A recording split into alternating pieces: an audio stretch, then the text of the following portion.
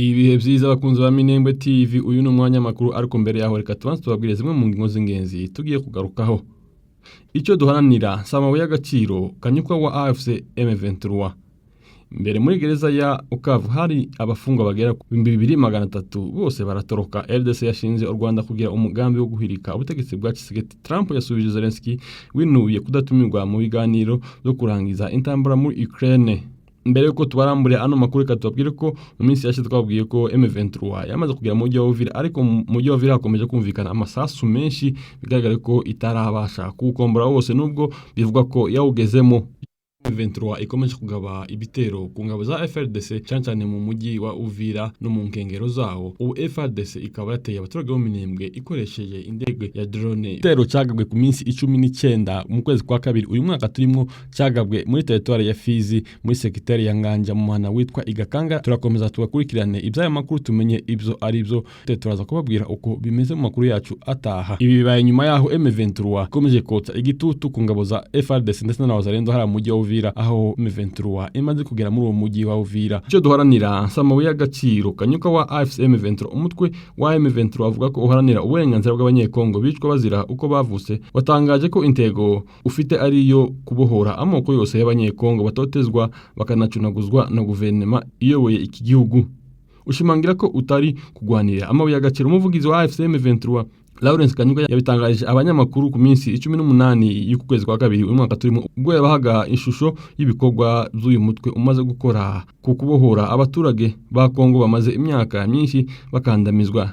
Nyuma yo gufata umujyi wa Goma, M23 yakomeje muri Kivu y'Amajepfo ifata ahitwa Kalehe, Kavumu, umujyi wa Bukavu, ikurikizaho Kamanyura, ndetse ngo ikaba ifite na gahunda yo gukomeza no gufata mu gihe Uvira hose. Uburasirazuba bwa Kongo bumaze imyaka myinshi ari ikibuga cy'intambara ahanini zishingiye ku gusahura amabuye y'agaciro y'iki gihugu cya kabiri munini muri Afrika. Ibitera bamwe gutekereza ko n'uwo mutwe wa M23 uri muri uwo mujyo wo gushaka kwigarurira amabuye y'agaciro y'iki gihugu kibazwemo amoko arenga 250. Kanyuka yatangaje ko batagwanira amabuye y'agaciro kuko mu bice bafashe harimo ibitarimo amabuye y'agaciro. Ati ugiye Bunagana na Rushuru nta mabuye y'agaciro ahari. Intambara yacu no guharanira kubaho. Kinshasa iraduheza ikatwita abanyamahanga, ariko twe ntabwo turi abanyamahanga, turi abanyekongo, turi iwacu, tugomba kubaho. Nico cyambere icyo duharanira amabuye y'agaciro no kubaho. Yagaragaje ko kandi badaharanira uburenganzira bw'ubwoko bumwe gusa, ahubwo baharanira uburenganzira bw'amoko yose. Atanga urugero rwo kuba akomoka muri Kasai ariko akaba ari mu ihuriro AFC M23. Yagize kandi ati tugwanira amoko yose, twe ntabwo turi abahezanguni bashingiye ku moko nka Tshisekedi ufata bamwe akabashira ku ruhande agashiraho politike ikimenyane. Uyu mutwe uvuga ko intego yawo atari ugukoraho ubutegetsi bwa Tshisekedi ahubwo ari ugusaba kureka kwica abaturage. Yongeyeho ati abaturage ba Bukavu nibo badutabaje, turababohora. Icyo dusaba guverinoma ya Kongo ni ukureka kugaba ibitero ku baturage, amakimbirane agahagarara, tukabana mu mahoro, tugaharanira iterambere ry'igihugu cyacu. Abaturage bo mu bice uyu mutwe wamaze gufata bavuga ko noneho batekanye, ndetse ko abagwanyi b'uyu mutwe batandukanye n'igisirikare cya FARDC n'imitwe irimo Wazalendo n'abandi. Bagahamya ko M23 dasahura abaturage nk'uko FARDC na Wazalendo mbere yo guhunga baturaga amaduka bagatwara imitungo y'abaturage. Tukiri muri Bukavu, imbere muri gereza ya Bukavu hari imfungwa zirenga 2300 bose baje gutoroka. Perezida Felix Tshisekedi aherutse gutanga imbabazi ku bagororwa bagera ku 111 barafungiye muri gereza nkuru y'i Bukavu. Muri bo 86 barakurikiranyweho ibyaha bisanzwe, mu gihe abandi byari bifite aho bihuriye n'igisirikare. Umunsi barekuwe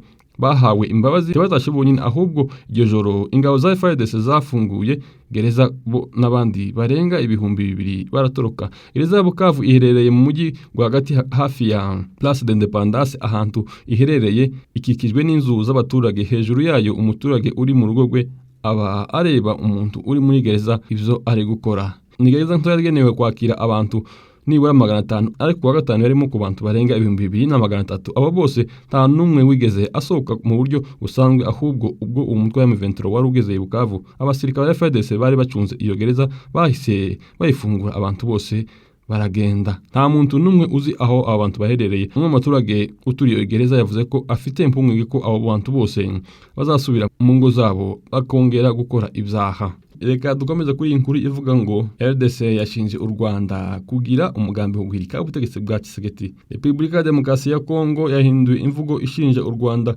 kuba rufite umugambi wo guhirika ubutegetsi bwa Perezida Felix Tshisekedi Antoine.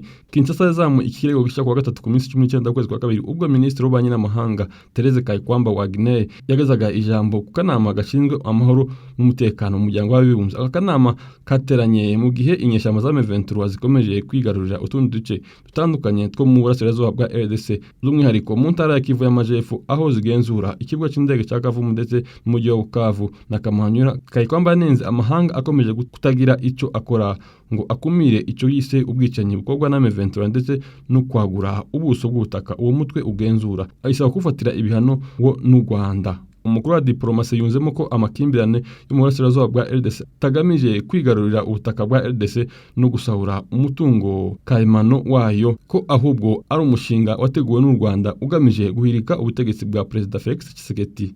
Yagize ati akanama gakwiye gufata ingamba zishoboka zitagamije gusa guhagarika urugomo ruterwa n'ingabo z'u Rwanda na M23 zishyigikiye, ahubwo ziri no mu rwego rwo guhagarika ubufasha iki gihugu cy'umuryango wa ONU giha umutwe w'iterabwoba ugamije guhirika guverinoma yemewe n'amategeko kandi yatowe biciye muri demokarasi yuzemo. Kandi ati aya makimbirane ntabwo ashingiye gusa ku rugomo rwa gisirikare, gusahura umutungo wacu cyangwa kuvana abaturage bacu mu byabo, ahubwo ni umushinga wa politiki wateguwe n'u Rwanda rucishije muri M23 ugamije guhirika ubutegetsi bwacu ku mugaragaro. Kongo Kinshasa yashinje u Rwanda kugambirira guhirika ubutegetsi bwayo mu gihe Perezida Felix Tshisekedi ariwe wumvikanye inshuro nyinshi avugira mu ruhame ko azatera u Rwanda agahirika ubutegetsi bwa Perezida Kagame yakunze kugaragaza nk'umwanzi rukumbi w'igihugu cye gifite. Reka amakuru yacu tuyakomereze muri Leta Zunze Ubumwe za Amerika. Trump yasubije Zelensky winubiye kudatumirwa mu biganiro byo kurangiza intambara muri Ukraine. Perezida wa Leta Zunze Ubumwe za Amerika Donald Trump yabwiye mugenzi we wa Ukraine Volodymyr Zelensky ko adakwiye kuba yaremeye gutangiza intambara ihanganishije igihugu cye n'Uburusiya, ndetse avuga ko atabashije kuyihagarika kandi yagize igihe gihagije cyo kubikora. Ibi Donald Trump yabitangaje ku minsi 19 nyuma y'uko Perezida Zelensky anenze ibiganiro byo kugarura amahoro hagati y'igihugu cye n'Uburusiya zabereye muri Arabia Saudite atigeze abitumirwamo. Muri kiganiro Trump yagiranye n'itangazamakuru mu rwego Mar-a-Lago yasubije Zelensky winubiye iyi nama yo kugarura amahoro, avuga ko yababajwe cyane n'amagambo ya Zelensky kandi yananiwe gukemura amakimbirane atari akwiye kuba yaratangiye na rimwe. Trump yakomeje avuga ko Zelensky n'abandi bayobozi ba Ukraine nta mwanya bafite wo kwinubira ko batatumiwe mu biganiro, ndetse ashinja Zelensky kuba yarananiwe gukemura amakimbirane nyamara yaragize imyaka myinshi yo kubikora. Yagize ati numvise uvuga ko utatumiwe umaze imyaka 3 hariya wakabaye warabirangije, nta nubwo wagakwiye kuba warabitangaje, wakabaye warumvikanye. Cyakora nubwo Donald Trump ntacyo yakoze mu kurangiza intambara, yavuze ko imishikirano n'Uburusiya iri kugenda neza cyane. Nyuma yo kujya ku butegetsi, Donald Trump yashyizeho imbaraga mu guhagarika intambara ya Ukraine n'Uburusiya, ndetse n'itsinda ry'abayobozi ba Amerika n'abo Uburusiya baherutse guhura kugira ngo harebwe icyakorwa. Wakoze kubana natwe muri uyu mwanya w'amakuru, ariko nimba utarakora subscribe ushobora kwikora kuri channel yacu kugira ngo uzobona ibiganiro n'amakuru yacu mu bambere. Ushobora kudukurikirana kandi ku mbuga nkoranyambaga zitandukanye, hose ni Minembwe TV, Instagram, TikTok, X n'ahandi hose ni Minembwe TV. Mukomeze mugire ibihe byiza, reka tuhure mu makuru yacu ataha. Nje nditwa Nkunda, iyi ni Minembwe TV. Mugire ibihe byiza.